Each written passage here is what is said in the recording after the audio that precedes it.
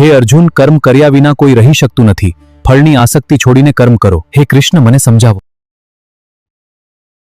શ્રી ગણેશાય નમઃ. નમસ્કાર મિત્રો, આપ સૌનું હાર્દિક સ્વાગત છે.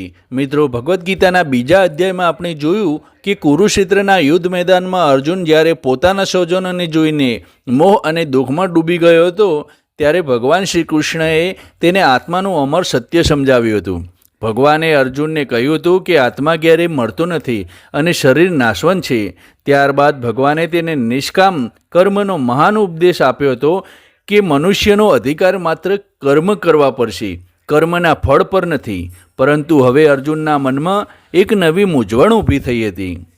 અર્જુન વિચારે છે કે જો જ્ઞાન કર્મ કરતાં શ્રેષ્ઠ છે તો પછી ભગવાન મને આ ભયંકર યુદ્ધમાં કર્મ કરવા માટે શા માટે કહે છે?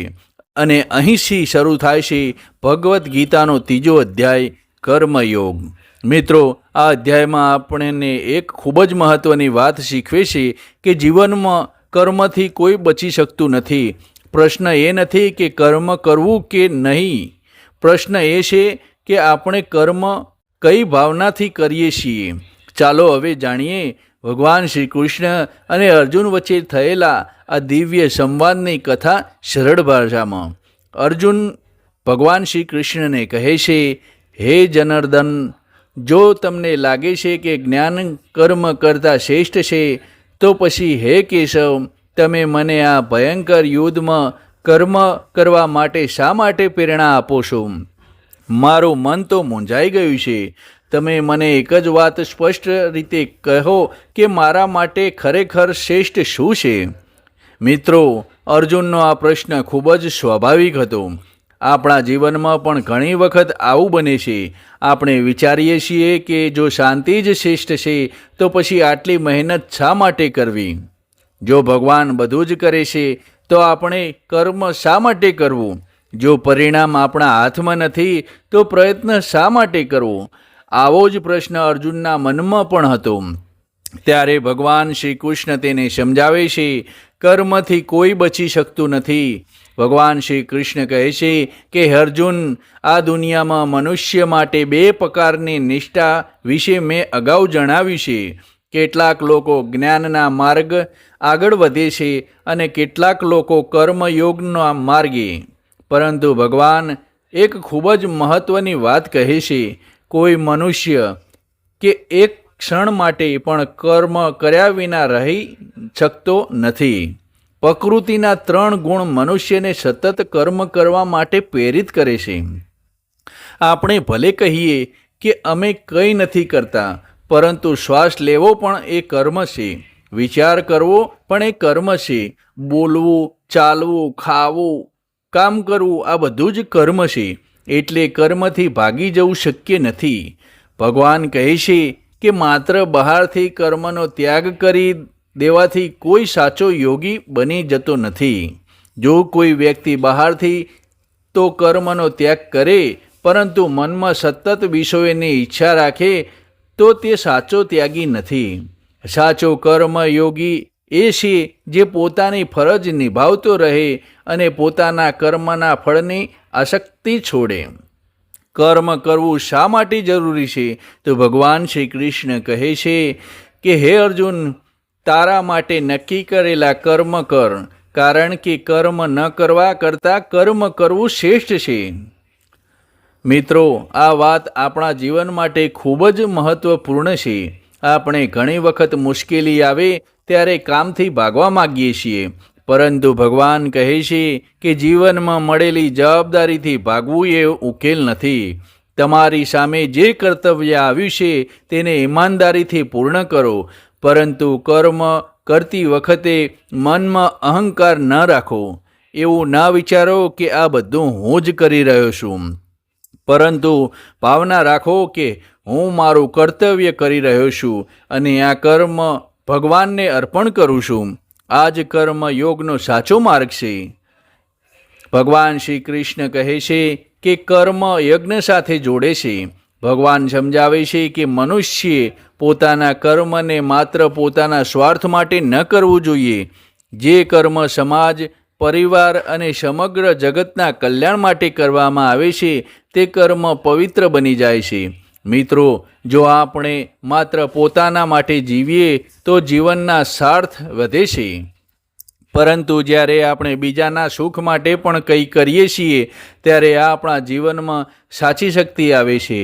એક માતા પોતાના બાળકો માટે ત્યાગ કરે છે, એક પિતા પોતાના પરિવાર માટે મહેનત કરે છે, એક ખેડૂત આખા સમાજ માટે અનાજ ઉગાડે છે, એક શિક્ષક બાળકોનું ભવિષ્ય બનાવે છે.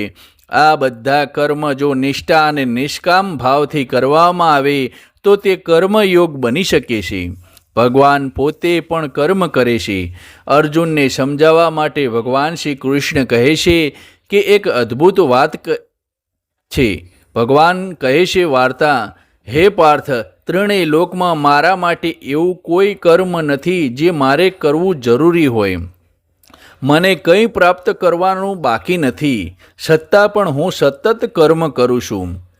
મિત્રો, વિચાર કરો, જ્યારે ભગવાનને કંઈ મેળવવાનું બાકી નથી ત્યારે પણ ભગવાન કર્મ કરે છે.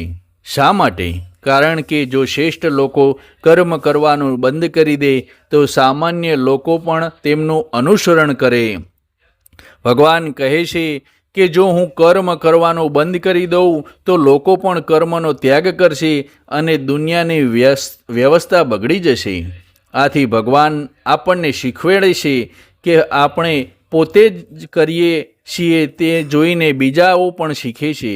એટલે આપણા કર્મ માત્ર આપણા જીવનને જ અસર કરતા નથી, પરંતુ આપણી આસપાસના લોકો પર પણ અસર કરે છે. શ્રેષ્ઠ વ્યક્તિનું આચરણ. ભગવાન શ્રી કૃષ્ણ કહે છે કે શ્રેષ્ઠ પુરુષ આચરણ કરે છે, સામાન્ય લોકો પણ તેનું અનુસરણ કરે છે. મિત્રો, આ વાત આજના સમયમાં પણ એટલી જ સાચી છે. બાળકો પોતાના માતા પિતાને જોઈને શીખે છે, નાના લોકો મોટા લોકોને જોઈને શીખે છે, સમાજ પોતાના નેતાઓ અને મહાન વ્યક્તિઓને જોઈને આગળ વધે છે. એટલે જો આપણે ઈચ્છીએ કે દુનિયા સારી બને તો શરૂઆત બીજાથી નહીં પરંતુ પોતાની જાતથી કરવી જોઈએ. ભગવાન અર્જુનને કહે છે, હે અર્જુન, અજ્ઞાની લોકો કર્મના ફળમાં અશક્ત થઈને કર્મ કરે છે, પરંતુ જ્ઞાની મનુષ્ય અશક્તિ વિના કર્મ કરે છે અને બીજા લોકોને પણ સારા કર્મ માટે પ્રેરણા આપે છે. અહીં ભગવાન આપણને એક ખૂબ જ સુંદર માર્ગ બતાવે છે કે કર્મ કરો, પૂરી મહેનત કરો, તમારી જવાબદારી નિભાવો, પરંતુ પરિણામને લઈને સતત ચિંતા ન કરો. કારણ કે પરિણામ હંમેશા આપણા હાથમાં નથી. આપણા હાથમાં છે આપણો પ્રયત્ન, આપણા હાથમાં છે આપણી મહેનત, આપણા હાથમાં છે આપણી નિષ્ઠા, પરંતુ અંતિમ પરિણામ અને પરિસ્થિતિઓ પર આધાર રાખે છે. એટલે કર્મયોગી માણસ પરિણામની ચિંતા કરતાં પોતાના કર્મને શ્રેષ્ઠ બનાવે છે. હવે અર્જુન ભગવાનને એક મહત્વનો પ્રશ્ન પૂછે છે કે હે કૃષ્ણ, મનુષ્ય ઈચ્છા ના હોવા છતાં પણ જાણે છે કે આ ખોટું છે, છતાં તે પાપ તરફ કેમ ખેંચાઈ જાય છે? ભગવાન શ્રી કૃષ્ણ જવાબ આપે છે, કામના અને ક્રોધના મનુષ્યના સૌથી મોટા શત્રુ છે. જ્યારે મનમાં કોઈ ઈચ્છા જન્મે છે અને તે પૂરી થતી નથી ત્યારે ક્રોધ જન્મે છે, અને ક્રોધથી માણસનું વિવેક નષ્ટ થાય છે. વિવેક નષ્ટ થાય ત્યારે માણસ સાચું અને ખોટું સમજવાની શક્તિ ગુમાવી બેસે છે, અને પછી તે એવું કામ કરી બેસે છે જેના માટે તેની પાછળથી પસ્તાવો થાય છે. આથી ભગવાન કહે છે કે મનુષ્યે પોતાની ઇન્દ્રિયો અને મન પર નિયંત્રણ રાખવું જોઈએ. જે વ્યક્તિ પોતાની ઈચ્છાઓને ગુલામ બની જાય છે તે ક્યારેય સાચી શાંતિ મેળવી શકતો નથી, પરંતુ જે વ્યક્તિ પોતાના મન અને ઇન્દ્રિયો પર વિજય મેળવી લે છે તે જ સાચા અર્થમાં શક્તિશાળી છે. કર્મયોગનો સૌથી મોટો સંદેશ. મિત્રો, ભગવદ્ ગીતાના 3 અધ્યાય આપણને ખૂબ જ સુંદર જીવન મંત્ર આપે છે. કર્મથી ભાગવું નહીં, કર્મને ભગવાનને અર્પણ કરવું, કર્મના ફળમાં આસક્તિ ન રાખવી, પોતાની ફરજ નિષ્ઠાથી કરવી અને કામના તથા ક્રોધ પર નિયંત્રણ મેળવવું. અર્જુન યુદ્ધ મેદાનમાંથી ભાગવા માગતો હતો, પરંતુ ભગવાન શ્રી કૃષ્ણ તેને સમજાવ્યું કે ભાગી જવાથી સમસ્યા દૂર થતી નથી. જીવનમાં જે કર્તવ્ય તમારી સામે આવ્યું છે તેને સત્ય અને નિષ્ઠાથી પૂર્ણ કરવું એ જ કર્મયોગ છે. મિત્રો, આપણે જીવનમાં અનેક જવાબદારીઓથી ઘેરાયેલા છીએ. ક્યારેક પરિવારની જવાબદારી હોય છે, ક્યારેક ધંધાની, ક્યારેક નોકરીની, તો ક્યારેક માતા પિતાની અને ક્યારેક સમાજ પ્રત્યેની. આ જવાબદારીઓથી ભાગવું નહીં, તેને ભગવાનની સેવા સમજીને નિષ્ઠાથી પૂર્ણ કરવી. આ જ ભગવદ્ ગીતાના કર્મયોગનો સાચો સંદેશ છે. મિત્રો, આ હતો શ્રીમદ્ ભગવદ્ ગીતાનો 3જો અધ્યાય કર્મયોગ. આ અધ્યાય આપણને શીખવે છે કે જીવનમાં કર્મ કરવું એ અનિવાર્ય છે, પરંતુ કર્મના ફળમાં આસક્તિ રાખવી નહીં. આપણે આપણું કર્તવ્ય પૂરી નિષ્ઠાથી કરતા રહેવું જોઈએ અને પરિણામ ભગવાન પર છોડી દેવું જોઈએ. જ્યારે આપણે પોતાના કર્મને ભગવાનને અર્પણ કરીએ છીએ ત્યારે કર્મ બંધનનું કારણ બનતું નથી, પરંતુ આત્માની ઉન્નતિનો માર્ગ બની જાય છે.